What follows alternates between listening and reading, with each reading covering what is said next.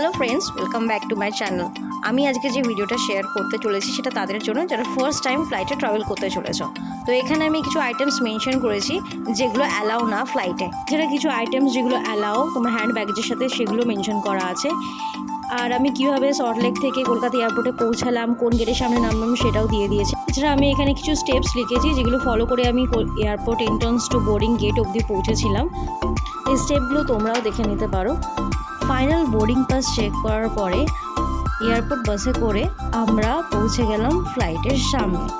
ওখান থেকে আমি কিছু ভিডিও ক্লিপস নিয়েছিলাম।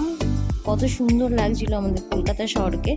And then tata bye bye করে কলকাতা থেকে আমি চলে এলাম রাঁচিতে ল্যান্ড করেছিলাম অ্যারাউন্ড 9:30। দেন ওখান থেকে আমি চলে গেলাম হোটেলে পৌঁছে ফ্রেশ হয়ে খেয়ে দিয়ে দেন নেক্সট মর্নিংয়ে আমি উঠে আমার যা যা কাজ ছিল সেগুলো করে দেন সেখান থেকে বেরোলাম একটু ফার্ম হাউস দেখতে, MS ধোনির।